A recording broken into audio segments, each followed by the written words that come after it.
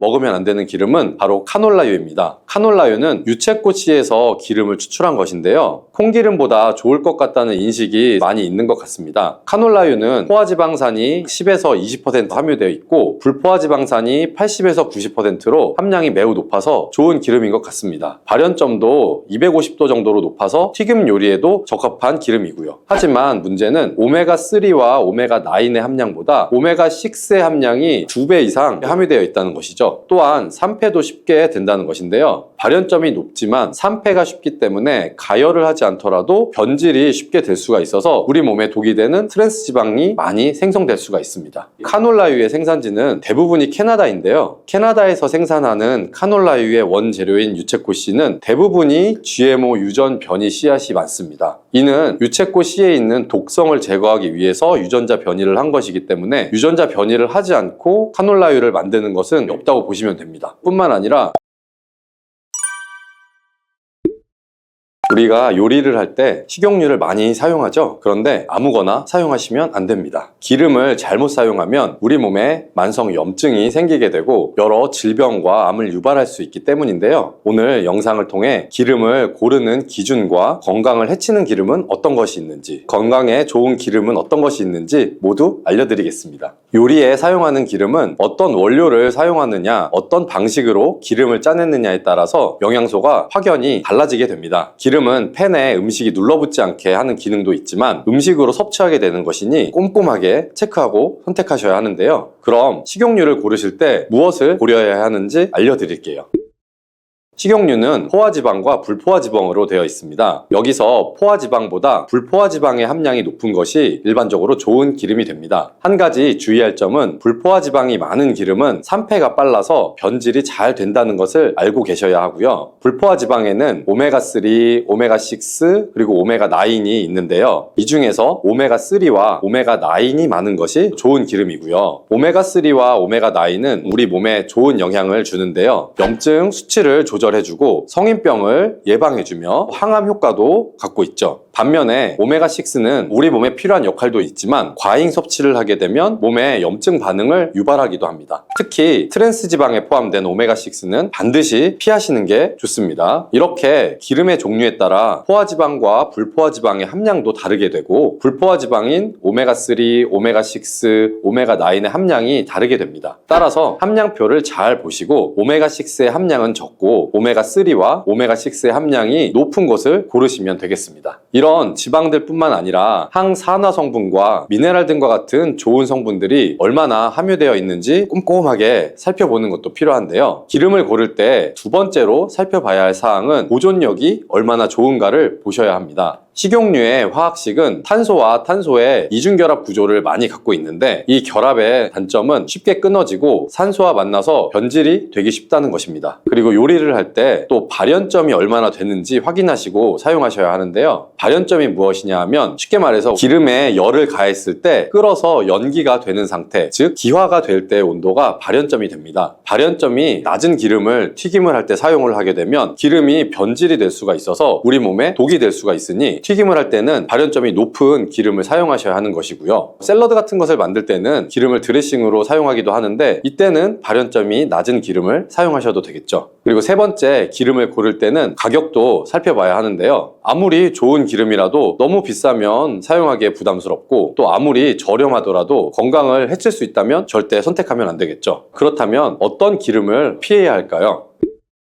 첫 번째는 바로 콩기름입니다. 가장 흔하게 많이 사용하는 기름 중에 하나가 콩기름인데 먹으면 안 된다고 하니 깜짝 놀라셨나요? 콩기름의 장점은 가격이 저렴하다는 것이고요. 그리고 변질이 잘 안 돼서 오래 보관할 수 있다는 것입니다. 그리고 발연점이 약 230도 정도로 높아서 튀김 요리에 사용하기에도 적합한 기름이긴 합니다. 이렇게 보면 좋은 기름인 것 같은데 콩기름은 오메가6의 함량이 높은 기름입니다. 많이 섭취하게 되면 만성 염증을 발생시키고 암 유발과도 연관이 될 수가 있겠죠. 맛은 좋을 수 있겠지만 건강엔 정말 좋지 않은 기름이 되는 것이고요. 또 콩기름은 핵산 유기용매에 녹여서 기름을 추출하게 되는데 이 유기용매가 콩기름에 섞여 들어가게 되고 기름을 추출할 때 사용하는 콩도 GMO 유전자 조작을 한 콩을 사용하는 경우가 많습니다. GMO 식품이 우리 몸에 어떤 영향을 주는 것인가에 대해서는 의견이 분분하지만 안전성이 확실하지 않은 식품은 웬만하면 먹지 않는 것이 좋겠죠. 또한 핵산 유기용매에 녹여서 기름을 짜냈기 때문에 우리 몸에 좋은 성분들이 많지 않다는 것도 아쉬운 점이고요. 비타민 E와 비타민 K가 소량 함유되어 있고 항산화 성분 같은 것은 거의 들어있지 않습니다. 가격이 저렴하고 보관을 오래 할 수 있다는 장점 말고는 좋은 점이 거의 없다고 보시면 됩니다. 두 번째로 먹으면 안 되는 기름은 바로 카놀라유입니다. 카놀라유는 유채꽃 씨에서 기름을 추출한 것인데요. 콩기름보다 좋을 것 같다는 인식이 많이 있는 것 같습니다. 카놀라유는 포화지방산이 10에서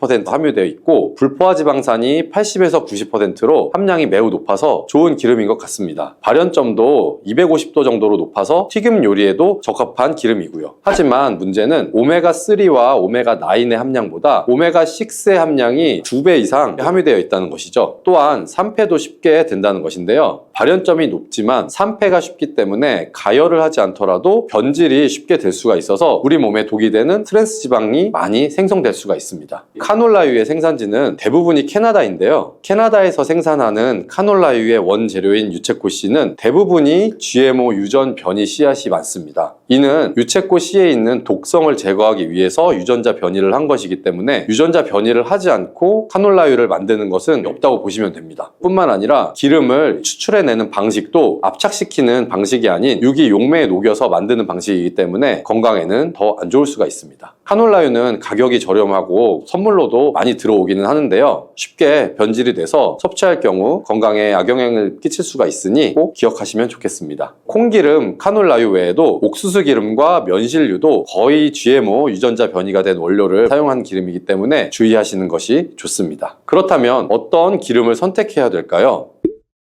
건강에 정말 좋은 기름 첫 번째는 바로 올리브유입니다. 올리브 나무가 풍부하여 올리브 열매와 기름까지 식단에 정말 많이 사용하는 지역이 바로 지중해죠. 지중해식 식단은 건강식으로도 많이 알려져 있죠. 그 식단의 핵심 재료 중에 하나가 바로 이 올리브유가 됩니다. 올리브유는 서양에서 가장 좋아하고 많이 사용하는 기름이기 때문에 연구도 많이 되어 있고 영양 성분도 훌륭하게 들어있는 기름이고요. 기본적으로 포화지방의 함량은 낮고 불포화지방산의 함량이 높습니다. 불포화지방산 중에서도 오메가3와 오메가9의 함량이 높아서 건강에 이점이 있고요. 또한 페놀산과 토코페롤과 같은 항산화 성분도 풍부해서 우리 몸의 혈관을 깨끗하게 해주고 활성산소를 제거해서 노화를 방지하며 심혈관 질환을 예방하는 데 효과가 있습니다. 특히 풍부하게 함유된 하이드록시티로솔이라는 성분은 항염증, 항산화, 항암 효과까지 탁월한 효능이 있는 것으로 알려져 있죠. 또한 올레유로핀이라는 성분이 함유되어 있는데 이 성분은 항바이러스, 항균 작용으로 면역력을 강화시켜서 우리 몸을 건강하게 하는데 큰 도움을 줄 수가 있습니다. 다양한 임상실험 결과 올리브유는 심혈관 질환을 예방하고 뇌 건강을 좋게 해주며 우울증을 개선하고 염증도 제거해 줄 수 있고요.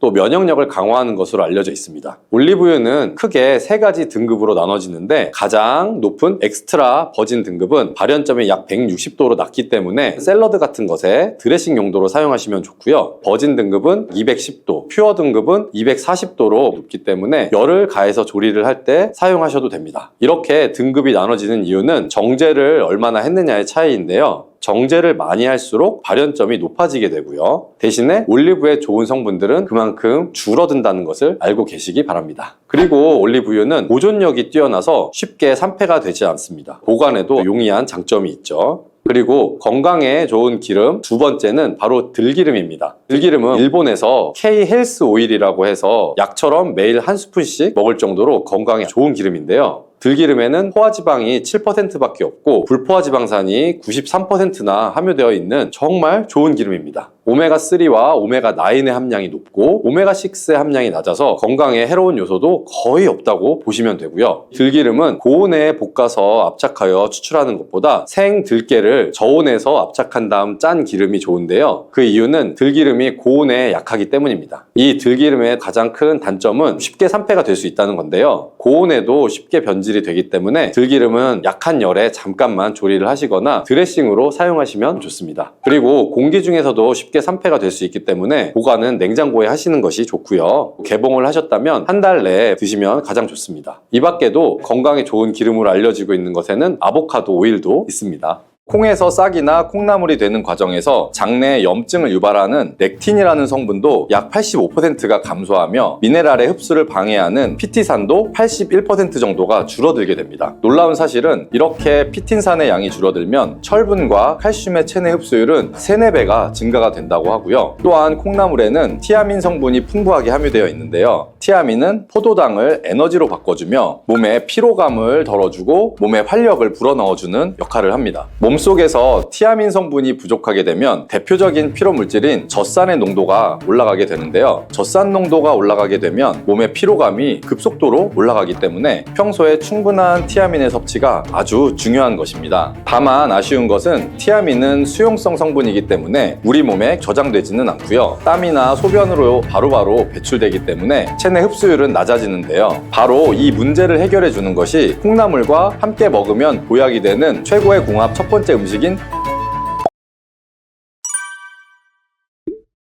여러분, 콩나물 하면 무엇이 생각나시나요? 따뜻한 콩나물 국밥, 감칠맛 넘치는 콩나물 비빔밥 등 정말 많은 음식들이 생각이 나는데요. 콩나물은 우리에게 정말 친숙한 식재료인 것 같습니다. 그런데 이렇게 익숙한 식재료에도 함께 먹으면 상극이 되는 음식이 있고 또 함께 먹으면 우리 몸에 보약이 되는 궁합이 잘 맞는 음식이 있습니다. 콩나물의 효능, 콩나물과 상극이 되는 음식, 그리고 보약이 되는 최고의 궁합을 가진 음식까지 콩나물에 대한 모든 것을 알아보겠습니다.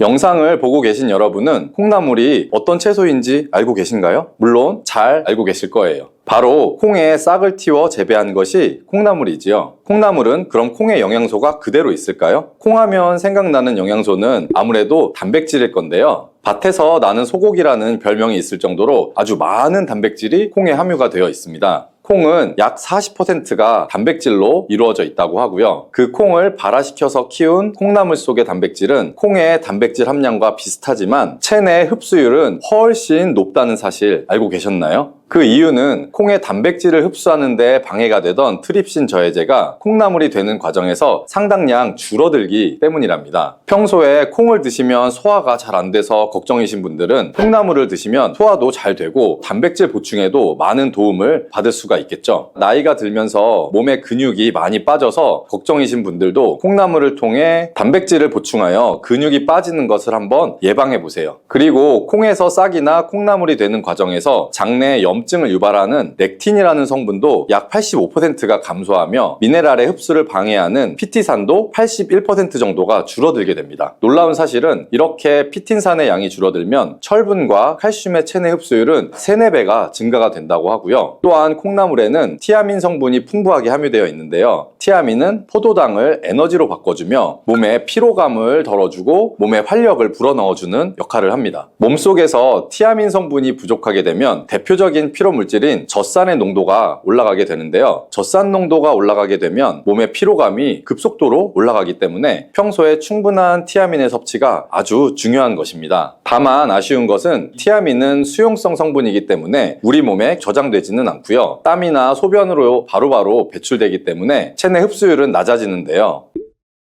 바로 이 문제를 해결해 주는 것이 콩나물과 함께 먹으면 보약이 되는 최고의 궁합 첫 번째 음식인 부추입니다. 부추 속에 알리신 성분이 콩나물의 티아민의 흡수율을 최대 약 20배까지 높여주고 이뿐 아니라 천연 강장제라 불리는 알리티아민으로 변화를 시켜주게 됩니다. 또한 부추와 콩나물은 간 건강에도 아주 많은 도움을 주는데요. 콩나물에 풍부한 아스파라긴산과 아르기닌 성분이 간에 해독작용을 하여 간의 독소를 제거해주며 부추는 간에 쌓인 피로물질을 분해시켜 주어서 우리 몸이 가뿐하며 활력 넘치는 상태가 되도록 만들어주는 것이죠. 여기서 한 가지 콩나물과의 상극은 바로 몸이 찬 분들입니다. 콩나물은 찬 성질이 있어서 몸이 찬 분들이 콩나물을 많이 섭취하게 되면 위장이 지나치게 차갑게 돼서 소화기관에 무리를 줄 수가 있고 소화가 잘 되지 않는 부작용이 생길 수 있습니다. 이때 콩나물을 부추와 함께 드시면 이런 문제는 해결이 되는데요. 부추의 따뜻한 성질이 콩나물의 찬 성질을 중화시켜주고 오히려 위장을 따뜻하게 만들어주기 때문에 소화기관의 기능을 원활하게 하는데 도움을 도움을 주게 되는 것입니다. 자, 이렇게 궁합이 잘 맞는 음식도 있지만 또 콩나물과 상극이 되는 음식도 있는데요. 그것은 바로 식초와 겨자입니다. 콩나물에 식초와 겨자를 곁들여서 조리를 하게 되면 콩나물의 비타민과 무기질이 손실이 됩니다. 그래서 콩나물을 섭취하는 의미가 사라지게 되고요. 그렇다면 식초나 겨자 말고 무엇을 곁들여서 조리하면 될까요? 그것은 바로 고춧가루입니다. 고춧가루도 너무 많이 첨가해 드시면 위에 자극을 주어서 안 좋을 수 있으니 주의를 하셔야 하겠지만 적절한 양의 고춧가루를 추가해서 콩나물을 요리를 하시면 신진대사의 촉진과 혈액순환을 돕는데 콩나물과 고춧가루는 정말 찰떡궁합인 음식이 된답니다. 특히 콩나물에는 혈압을 조절하는 효능이 있는데요. 콩나물에 들어있는 펩타이드라는 성분 때문입니다. 펩타이드의 혈압 조절 효능은 심근경색이나 뇌졸중과 같은 심혈관 질환을 예방하는데 매우 효과적입니다. 이때 고춧가루에 함유된 캡사이신이 이런 콩나물의 효능을 극대화시켜주고 콩나물의 비타민, 체내 흡수율을 상승시켜 주게 되고요. 자, 그리고 재밌는 거 하나 알려드릴게요. 콩나물에는 콩에는 없던 비타민C가 새로 생겨난다는 놀라운 사실이 있는데요. 콩나물에 함유된 비타민C의 양이 사과보다 3배 정도 많고 콩나물의 강력한 항산화 작용으로 활성산소를 제거하여 피부가 노화되는 것을 예방해주는 효과가 있답니다. 그리고 피부에 생성되는 멜라닌 색소를 억제해서 기미나 주근깨와 또 검버섯까지 예방해 주어서 피부를 맑고 환하게 만들어주는 효과까지 누릴 수가 있고요. 콩나물의 비타민C는 콜라겐의 합성에도 관여하여 피부를 탄력 있게 만들어줍니다. 이렇게 콩나물의 비타민은 피부를 건강하게도 하며 우리 몸의 면역력을 강하게 해주어 감기 바이러스가 들어오면 바이러스를 제거하는 데도 도움을 주기도 하고요. 두통을 완화시켜 줄 수 있고 몸살로 인해서 통증을 완화시켜주는 천연 진통제 역할도 해줍니다. 이때 우리가 배를 함께 섭취하게 되면 몸속의 열기를 더 잡아줘서 강력한 해열 작용을 하게 되는데요. 배에 함유된 루테올린과 사포닌 성분은 강력한 항염증 성분으로서 기관지의 염증을 완화시켜주고 가래를 제거하는 데 도움을 줍니다. 이러한 효능들로 콩나물과 배를 함께 드시게 되면 초기 감기로 인한 기침, 가래도 완화시키고 감기로부터의 몸의 회복을 빠르게 도와줄 수가 있습니다. 또한 콩나물과 배는 식이섬유가 풍부해서 장 기능도 개선을 해주는데요. 콩나물의 수용성 식이섬유가 다량의 수분을 흡수하기 때문에 변의 부피를 크게 만들어주고요. 변을 무르게 만들어서 변비를 예방하고 완화시킬 수가 있고요. 또 배에 풍부한 펙틴 성분은 나쁜 콜레스테롤을 배출시켜서 심혈관 질환을 예방하고 장 속에 유익균의 성장을 도와주어 장내 환경을 개선하는 데 큰 역할을 해줍니다. 이렇게 좋은 콩나물도 드실 때 주의하실 것이 있는데요. 바로 콩나물을 생으로 드시면 절대 안 됩니다. 콩나물의 재배 환경이 덥고 습하기 때문에 박테리아인 살모넬라균과 대장균에 감염이 잘 될 수가 있습니다. 그래서 콩나물을 그냥 생으로 드시게 되면 식중독에 걸릴 가능성이 생기는 거고요. 또한 대부분의 채소에 함유된 비타민C는 열에 좀 약하지만 콩나물의 비타민C는 열을 가해도 50% 이상 손실이 되지 않기 때문에 콩나물은 반드시 익혀서 드시는 것이 좋습니다. 콩나물과 함께 드시면 보약이 되는 최고의 궁합 음식 세 번째는 바로 돼지고기입니다. 돼지고기에는 단백질뿐 아니라 아미노산과 비타민, 철분, 또 아연 등의 영양소가 풍부하게 함유가 되어 있죠. 하루 일과를 마치고 피곤할 때 저녁으로 삼겹살을 먹고 나면 피로감이 많이 사라지고 몸에 힘이 나지 않나요? 그 이유는 돼지고기 속에 피로회복에 탁월한 효능이 있는 비타민 B1이 아주 풍부하게 함유되어 있기 때문인데요. 이 양이 소고기의 약 10배 정도가 된다고 하니 정말 놀랍지 않나요? 이뿐 아니라 돼지고기에는 불포화 지방산이 풍부해서 체내에 콜레스테롤이 쌓여서 혈관을 막는 것을 막아주고 또 몸속의 염증을 제거하고 중금속을 배출시켜주는 놀라운 효능까지 있답니다. 이때 콩나물과 함께 드시게 되면 그 시너지 효과가 폭발하게 되는데요. 돼지고기의 영양 성분의 흡수율을 높여서 효능을 극대화시킬 수가 있는 거죠. 자, 이렇게 좋은 콩나물도 호르몬 관련 질환을 갖고 있는 분들은 섭취에 주의하셔야 할 점이 있는데요. 콩나물에는 식물성 에스트로겐인 이소플라본을 함유하고 있습니다. 이 성분은 체내에서 에스트로겐과 유사한 작용을 하게 되는데요. 그래서 유방암, 자궁암, 또 난소암과 같은 호르몬 민감성 질환을 갖고 있는 분들은 콩나물의 이소플라본이 증상을 악화시킬 수가 있기 때문에 과하게 드시지 않는 것이 좋겠습니다. 도라지에는 사포닌이라는 성분이 많이 들어있는데요. 이 성분은 여러 가지 건강 효과가 있지만 약물과 상호작용을 일으킬 수 있다는 것 아실까요? 특히 도라지의 사포닌은 혈압을 낮추는 작용을 할 수가 있기 때문에 고혈압약을 복용 중인 분들은 도라지를 과도하게 섭취하게 되면 약효에 영향을 미칠 수가 있어서 주의가 필요합니다. 잘못하면 혈압약과 함께 섭취한 뒤 혈압이 지나치게 낮아질 위험이 있을 수 있다는 거죠. 또한 도라지는 체내에서 흡수되는 철분의 양을 방해할 수가 있는데요. 부족한 사람이나 철분제를 복용 중인 분들은 도라지 섭취에 신경을 써야 할 필요가 있습니다. 향긋하면서도 쌉쌀한 도라지 좋아하시나요? 도라지는 무침이나 도라지차, 도라지즙으로 우리 주변에서 손쉽게 찾아볼 수 있는데요. 도라지는 그 독특한 맛과 함께 여러 가지 건강 효능을 가지고 있는데 특히 중년과 노년층에게는 더욱 중요한 효과들이 많다는 것 아실까요? 오늘은 도라지가 어떤 효능을 가지고 있는지, 도라지와 함께 먹으면 더 좋은 음식, 또 도라지에 대한 우리 건강에 유용한 다양한 정보까지 자세하게 알려드릴게요.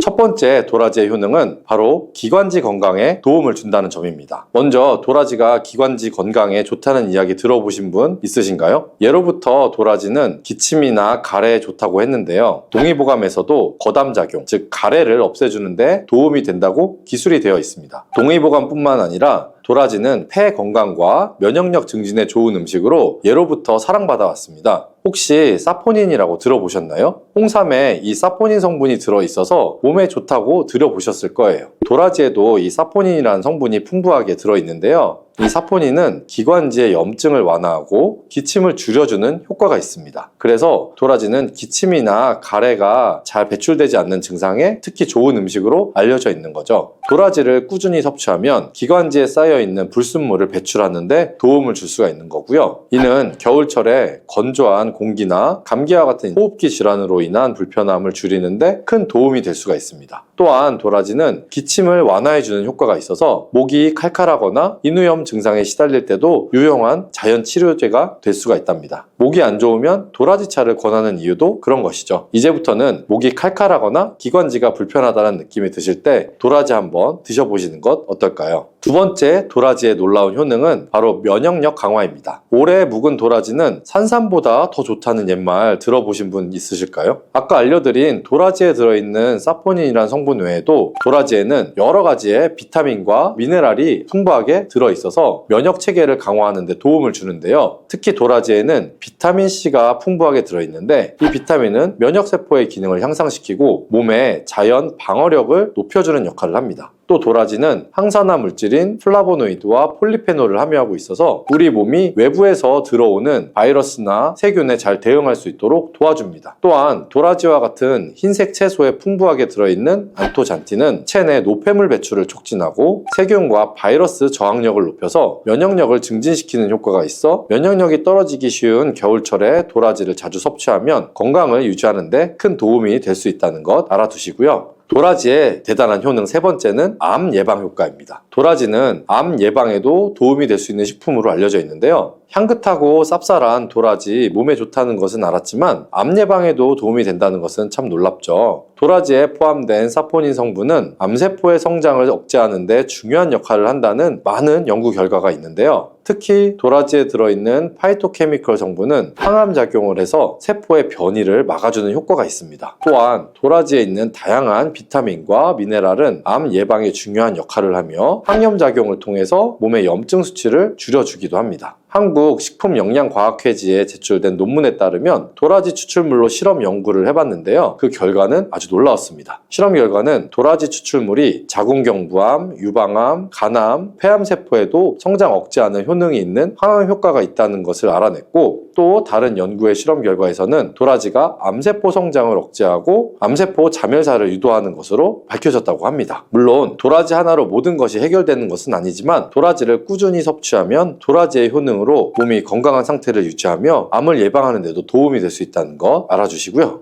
도라지의 놀라운 효능 네 번째는 노화 방지 효과입니다. 도라지의 중요한 효능 중 하나는 바로 노화 방지입니다. 도라지에는 풍부한 항산화 성분이 들어있어서 세포에 노화를 늦추는 데 도움을 준다니 놀랍지 않나요? 우리 몸은 나이가 들면서 자연적으로 활성산소가 증가하고 이 활성산소가 세포를 손상시켜서 노화를 촉진하는데요. 도라지에 포함된 항산화 성분은 이 활성산소를 제거하고 세포를 보호해줄 뿐만 아니라 도라지는 피부 건강에도 도움이 될 수가 있답니다. 뿐만 아니라 도라지의 사포닌과 플라티코딘 D 성분이 체지방 감소와 지방 배출을 촉진해서 다이어트에도 효과적이고, 도라지에 함유된 비타민 C는 피부에 콜라겐 생성을 촉진시켜주기 때문에 피부 탄력과 건강을 유지하는 데 좋은 역할을 해주는데요. 이런 이유들로 도라지는 노화 방지와 피부 그리고 전반적인 신체 건강을 위해서 꾸준히 섭취하는 것이 좋습니다. 도라지는 놀라운 건강 효능이 있는 식품이지만 모든 음식이 그렇듯이 잘못 섭취하거나 특정한 체질의 사람에게는 부작용이 있을 수가 있는데요. 몸에 독이 될 수 있는 도라지 섭취법과 도라지를 드실 때 주의할 점을 몇 가지 알려드릴게요.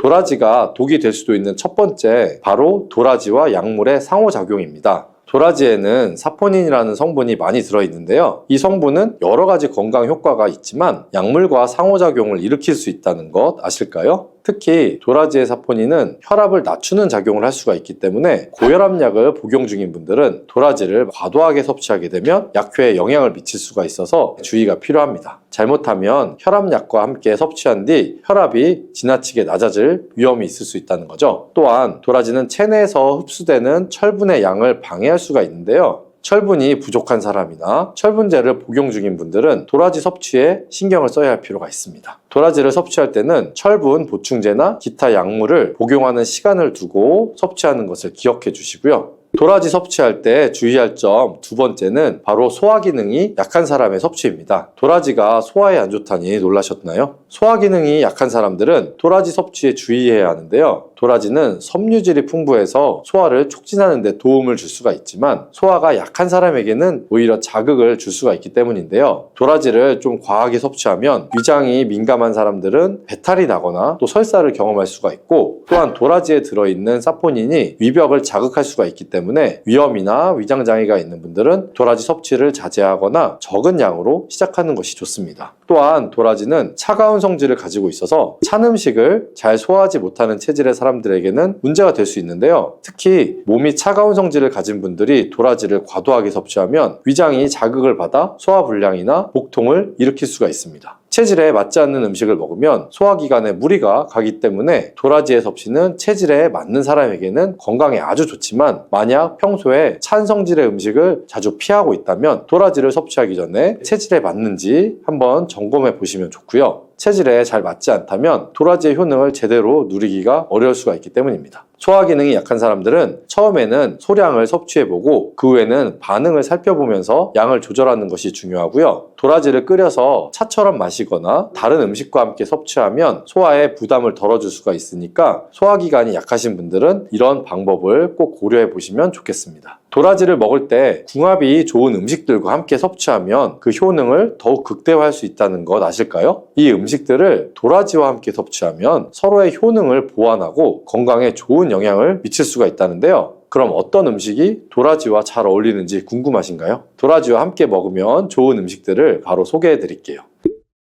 첫 번째로 찰떡궁합은 도라지와 사과입니다. 도라지와 사과는 궁합이 정말 좋은 음식이라는 거 아셨을까요? 사과에는 비타민C와 식이섬유가 풍부하게 들어있는데요. 이 성분들이 도라지와 함께 섭취하면 서로 시너지 효과를 낼 수가 있습니다. 도라지가 가진 항산화 성분과 비타민C, 그리고 사과가 가지고 있는 비타민과 여러 영양 성분들이 결합하면 면역력 강화에 큰 도움이 되며 특히 겨울철 감기 예방에 아주 효과적입니다. 사과는 소화에도 도움이 되는 음식인데 도라지와 함께 섭취하면 소화 불량을 예방하는 데에도 좋습니다. 또한 사과의 달콤한 맛이 도라지의 쌉싸름한 맛을 완화시켜 주어서 맛도 좋게 즐길 수가 있고요. 그래서 도라지를 사과와 함께 갈아서 먹거나 혹은 도라지 차에 사과 조각을 넣어서 먹는 것도 좋은 방법이니까 한번 드셔보시기 바랍니다. 도라지와 함께 먹기 좋은 두 번째 추천할 음식은 바로 배입니다. 배와 도라지의 궁합은 아주 유명하죠. 배는 도라지와 함께 섭취할 때 기관지의 건강을 더욱 강화할 수 있는 음식인데요. 배는 수분이 풍부하고 기침을 완화하는 데 효과적인 성분을 가지고 있습니다. 또한 배에 들어있는 비타민과 미네랄은 도라지의 효능을 더 잘 흡수할 수 있게 도와준답니다. 도라지와 배를 함께 섭취하면 기침을 줄이고 기관지 건강을 보호하는 데 큰 도움이 될 수 있다는데요. 배와 도라지를 함께 넣고 끓여서 차로 마시면 감기 예방과 기침 완화에 효과적이고 몸을 따뜻하게 해주는 효능도 있습니다. 또한 영양뿐만 아니라 배의 달콤함이 도라지의 쌉싸름한 맛을 부드럽게 해주어서 맛있게 즐길 수가 있답니다. 특히 쌀쌀한 겨울철 배와 도라지를 함께 드시면 맛도 좋고 몸에도 보양만큼 좋으니 꼭 챙겨 드셔야겠죠.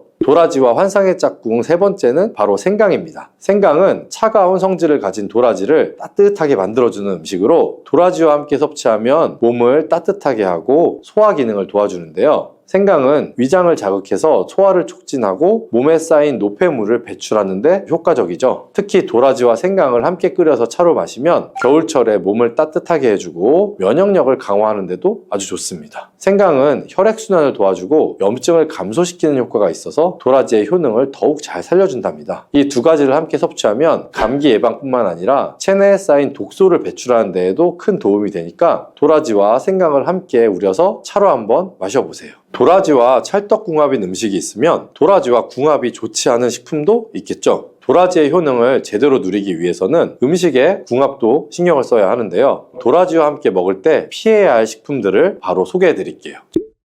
첫 번째로 피해야 할 음식은 바로 돼지고기입니다. 돼지고기는 기름기가 많고 소화가 잘 안 되는 고기 중에 하나인데 도라지와 함께 섭취하면 소화불량을 일으킬 수 있다는 거 모르셨죠? 도라지의 효능이 잘 전달이 되려면 소화가 잘 되어야 하는데 돼지고기와 도라지를 함께 먹으면 도라지에 들어있는 유효 성분들이 제대로 흡수되지 않을 수가 있는데요. 그래서 도라지와 돼지고기는 함께 먹지 않는 것이 좋습니다. 또한 돼지고기는 기름기가 많아 과하게 섭취할 경우에는 혈중 콜레스테롤 수치를 높일 수가 있기 때문에 도라지의 건강 효과를 온전히 누리기 위해서는 돼지고기와 함께 먹지 않는 것이 좋답니다. 두 번째로 궁합이 좋지 않은 음식은 바로 술입니다. 술은 도라지와 함께 먹으면 그 효능이 상쇄될 수 있다는 거 아셨나요? 시중에 도라지로 만든 도라지주도 나와 있기는 하는데요. 하지만 사실 건강에는 술과 도라지를 함께 섭취하는 것이 좋지는 않습니다. 술을 마시면 간에서 해독작용을 하게 되는데요. 도라지에 있는 성분들이 간에 부담을 줄 수가 있기 때문에 술을 마신 후 도라지를 섭취하면 간에 과하게 부담을 줄 수가 있어서 같이 드시는 것은 좋지가 않습니다. 또한 술은 면역력에 좋지 않은 영향을 미칠 수 있기 때문에 면역력을 강화하려는 목적으로 도라지를 섭취하는 경우에는 꼭 술 드시는 것을 피하셔야겠죠. 라면의 칼로리는 각 라면마다 차이는 있지만 한 봉지당 약 500kcal 정도로 볼 수가 있는데요. 성인 남성의 하루 권장 섭취 칼로리가 2000kcal인 걸 생각을 하면 한 끼 식사로서의 칼로리는 사실 그리 높은 편은 아니라고 할 수가 있습니다. 하지만 라면의 영양 성분은 대부분 탄수화물로 이루어져 있어서 과도하게 먹으면 혈당이 높아져 건강에 좋다고는 할 수가 없기 때문에 라면을 적당히 먹고 그 양을 조절한다면 체중 증가에 큰 영향을 미치지는 않습니다. 또 라면을 먹을 때 채소나 단백질을 함께 추가하면 더 건강하고 균형 잡힌 식사를 할 수 있기 때문에 체중 관리에 도움이 될 수가 있는 거죠. 따라서 라면을 먹는 것이 바로 체중 증가를 초래한다고 생각하는 것은 잘못된 오해이고요. 중요한 것은 균형이 잡힌 식사와 적당한 섭취량을 지키는 것입니다. 자, 이렇게 라면에 대한 오해가 조금이라도 풀리셨을까요? 이번에는 라면의 반전을 알아볼 텐데요. 라면이 우리 몸에 주는 이로운 점 몇 가지를 알려드릴게요. 한국인이 가장 사랑하는 음식 중에 빼놓을 수 없는 게 있죠. 그건 바로 라면인데요. 배고플 때 간단하게 뚝딱 만들고 한 끼 식사로도 먹고 야식으로도 먹을 수 있고 국물 라면 말고도 짜장라면, 비빔면까지 우리 식탁에 빠질 수 없는 것 중에 하나가 바로 라면이 아닐까 싶은데요. 라면을 자주 먹으면 건강에 좋지 않다고 생각하시는 분들이 많죠. 하지만 사실 라면에 대한 오해가 꽤 많답니다. 오늘은 라면에 대한 오해를 풀어보고 라면이 어떻게 건강에 좋은지에 대해서 알려드릴게요. 끝까지 함께 해주세요. 라면은 많은 사람들이 바쁠 때 간편하게 먹을 수 있는 음식으로 자주 찾는 음식이죠. 하지만 라면이 건강에 매우 좋다고 할 수는 없는데요. 기본적으로 라면은 밀가루, 기름, 소금, 조미료 등으로 만들어져 있기 때문에 영양소가 풍부한 음식은 아닙니다. 그런데도 우리가 엄청 걱정하는 것과는 다르게 라면이 전혀 영양가가 없는 것은 아니랍니다. 라면은 빠르게 에너지를 공급할 수 있는 탄수화물을 주로 포함하고 있는데요. 라면 뒤에 성분표를 한번 살펴보게 되면 각각의 라면마다 다르겠지만 탄수화물의 비율이 70% 이상을 차지하고 있고 지방 15%, 단백질은 10% 정도로 영양이 매우 균형 있다고 말할 수는 없습니다. 하지만 배고플 때 간편하게 한 끼를 해결할 수가 있고, 특히 비타민이나 미네랄 같은 영양소는 부족할 수 있지만 기본적으로 우리 몸에서 빠르게 흡수가 되고 에너지원이 되는 탄수화물을 제공하는 점에서 어느 정도 유익한 점도 있죠. 그렇지만 라면만으로는 균형 잡힌 식사를 할 수가 없기 때문에 다른 영양소를 보충하는 것이 중요한데요. 예를 들면 라면에 채소나 계란을 추가하면 더 풍부한 영양소를 섭취할 수가 있죠.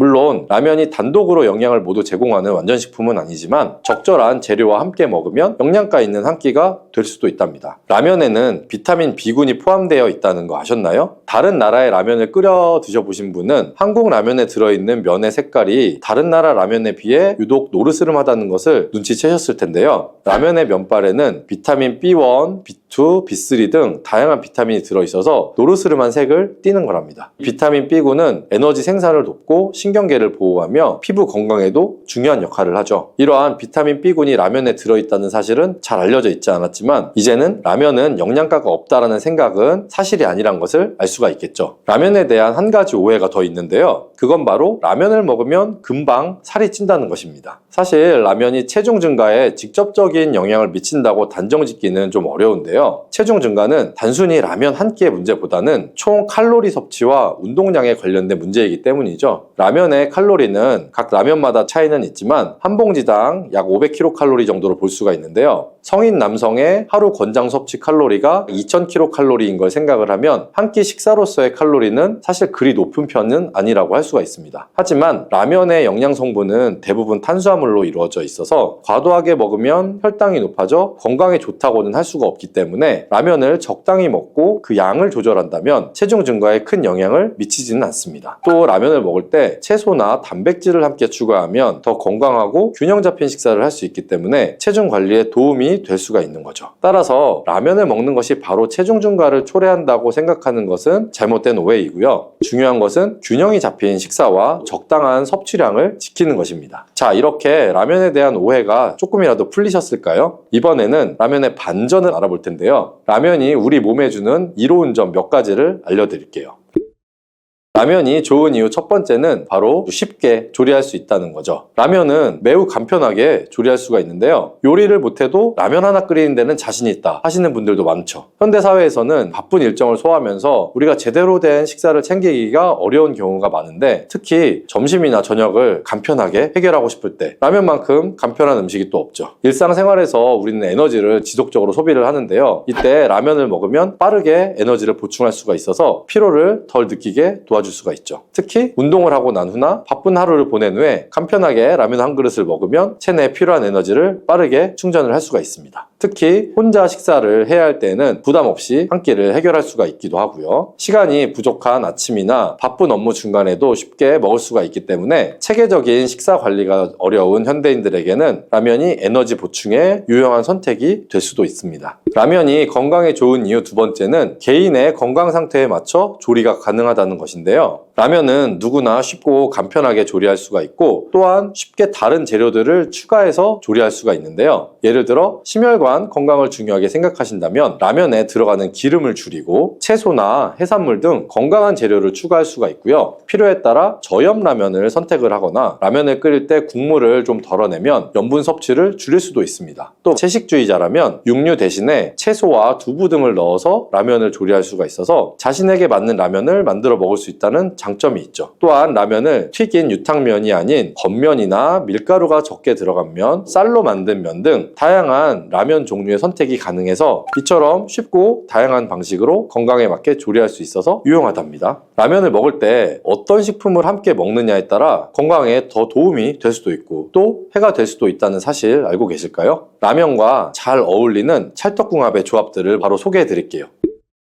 첫 번째로 추천드리는 채소는 미나리입니다. 미나리는 향긋한 맛과 독특한 풍미로 라면에 매우 잘 어울린다는 것 모르셨죠? 미나리는 국물에 넣으면 향긋한 맛이 더해져서 라면의 풍미를 한층 살려준답니다. 또한 미나리에는 비타민 K, 비타민 A, 비타민 C 이외에도 식이섬유와 항산화 물질인 플라보노이드, 폴리페놀이 풍부하게 함유되어 있는데요. 미나리는 비타민 C와 칼슘이 풍부하여 면역력을 높이고 뼈 건강을 돕고 식이섬유를 풍부하게 함유하고 있어서 소화를 돕고 포만감을 유지시킵니다. 유지시켜서 체중 관리에도 도움을 줄 수가 있답니다. 또한 미나리에는 디톡스 효과가 있는 성분들이 많아서 체내에 쌓인 노폐물의 배출을 돕고 소화 촉진에도 효과적이죠. 미나리에는 항산화 성분도 풍부해서 세포 노화를 방지하고 피부 건강에도 좋습니다. 라면과 함께 먹으면 찰떡궁합인 채소가 될 수 있겠죠. 미나리를 라면에 넣어 드실 때 주의할 점이 하나 있는데요. 미나리는 금방 익기 때문에 라면이 다 끓고 마지막에 넣어서 살짝만 데쳐서 먹는 것이 좋습니다. 이렇게 하면 미나리의 영양소를 그대로 유지하면서 맛 또한 풍성하게 즐길 수 있다는 것 꼭 기억해 주세요. 라면과 잘 어울리는 음식 두 번째는 바로 계란입니다. 라면과 계란은 뗄래야 뗄 수 없는 환상의 짝꿍 조합이죠. 라면에 계란을 추가하면 라면에 담백한 맛이 더욱 추가되면서 라면의 맛 또한 부드러워지는데요. 맛뿐만 아니라 라면에 계란을 추가하면 단백질을 보충할 수가 있기 때문에 영양적으로도 더욱 풍성해집니다. 계란은 고단백 식품으로 라면에 들어있는 탄수화물 그리고 지방과 잘 어울리면서 균형 잡힌 영양을 제공해준답니다. 또 비타민 A와 D, 비타민 B12, 아미노산도 풍부하게 들어있기 때문에 계란은 근육을 유지하고 뼈와 면역 건강에도 도움을 주게 됩니다. 계란을 라면에 넣을 때는 반숙이나 완숙으로 넣을 수 있는데요. 반숙 계란을 넣으면 라면 국물에 계란 노른자가 섞여서 맛이 깊어지고 부드러워지며 완숙 계란을 넣으면 계란의 단단한 흰자와 고소한 맛을 즐길 수가 있겠죠. 계란을 라면과 함께 조리할 때는 계란을 너무 빨리 넣어버리면 계란이 부드럽지 않고 국물이 좀 탁해질 수가 있기 때문에 라면 조리 시에 마지막에 넣어서 익히는 것이 좋다는 것 알아주시면 좋겠습니다. 라면과 이것을 함께 먹으면 더욱 건강한 한 끼가 된다는데요. 세 번째 짝꿍 음식은 바로 두부입니다. 라면과 두부도 궁합이 좋은 식품 중에 하나라는 것 아셨을까요? 두부는 식물성 단백질이 풍부하고 칼슘과 마그네슘 등 중요한 미네랄을 다량 함유하고 있는 대표적인 건강식품이죠. 식이섬유도 함유하고 있어서 장 건강에도 좋고 저지방 식품이기 때문에 다이어트를 원하는 분들에게도 매우 추천해드린답니다. 두부는 지방이 적으면서도 포만감을 주기 때문에 라면을 먹고 나서도 배가 불러 과식을 방지할 수 있으며 또한 두부는 소화가 잘 되어서 위장에 부담을 주지 않아 소화기관이 안 좋으신 분들에게도 부담 없이 라면에 추가해 드실 수가 있습니다. 라면에 두부를 추가하면 체내에 칼슘 섭취를 도와서 뼈를 튼튼하게 만들고 단백질 보충에도 도움을 주겠죠. 두부는 라면에 넣을 때 미리 잘라서 넣으면 되는데요. 두부를 넣을 때는 너무 오래 끓이지 않도록 주의해 주시면 좋습니다. 두부는 국물에 살짝만 데쳐서 넣으면 부드럽고 맛있게 즐길 수가 있답니다. 또한 두부와 라면이 잘 어울려서 두부의 고소한 맛이 라면 국물에 스며들어 맛이 더욱 풍성해지죠. 다음에 라면 드실 때 두부를 한번 추가해 보시는 건 어떨까요? 이렇게 라면은 맛있고 간편하고 또 필요에 따라 건강하게 즐길 수 있는데요. 한국인들이 사랑하는 라면, 그렇지만 먹을 때 주의해야 할 점도 있습니다. 그러면 라면을 건강하게 즐기기 위해서 주의할 점을 몇 가지 알려드릴게요.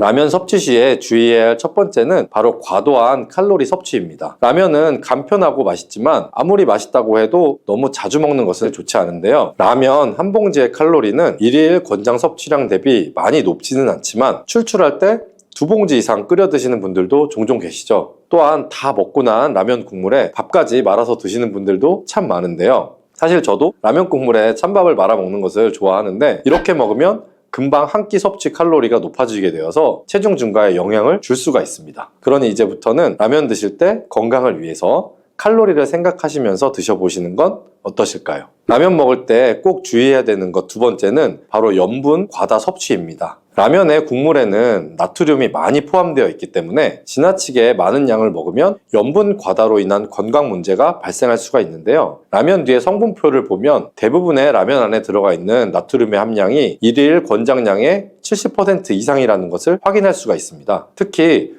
고혈압이나 심혈관 질환이 있는 분들은 염분 섭취를 조절하는 것이 중요한데 너무 많은 염분을 섭취하게 되면 건강에 문제를 일으킬 수가 있죠. 이럴 때는 라면을 먹을 때 국물을 좀 덜어내거나 혹은 저염 라면을 선택하는 것도 좋은 방법인데요. 라면 안에 들어있는 나트륨은 대부분 국물 조미료에 담겨있는 나트륨이기 때문에 국물을 모두 섭취한다면 한 끼에 필요한 양을 초과할 수가 있어서 국물을 좀 남기거나 덜 먹는 것이 더욱 건강에 좋다는 것 꼭 기억해 주시고요. 또한 라면에 들어있는 기름과 소금이 과도하게 섭취하게 되면 심혈관 질환이나 고혈압 등의 위험을 증가시킬 수가 있는데요. 그러므로 라면은 일주일에 한두 번 정도로만 드시고 국물은 최대한 덜 드시면서 염분을 적게 섭취해서 건강하게 라면을 드셔보시는 것 어떨까요? 라면 드실 때 이거 꼭 생각하시면서 드셔야 됩니다. 바로 세 번째는 혈당입니다. 라면에 들어있는 면은 대부분 정제된 밀가루로 만들어지기 때문에 혈당을 급격하게 올릴 수 있는 음식인데요. 혈당이 급격히 상승하면 인슐린이 과다 분비가 되고 장기적으로는 인슐린 저항성이나 당뇨병의 위험이 커질 수 있다는 것 꼭 생각해 주시고요. 그렇기 때문에 혈당 관리가 중요한 분들은 라면 섭취 시에 주의가 필요한데요. 혈당이 걱정되는 분들은 라면을 먹을 때에는 혈당 상승을 완화시키기 위해서 브로콜리, 양배추 등의 식이섬유가 풍부한 채소를 함께 넣거나 혹은 반찬으로 식이섬유가 풍부하거나 단백질이 풍부한 음식을 함께 섭취하는 것이 좋다는 것을 꼭 알아주시기 바랍니다.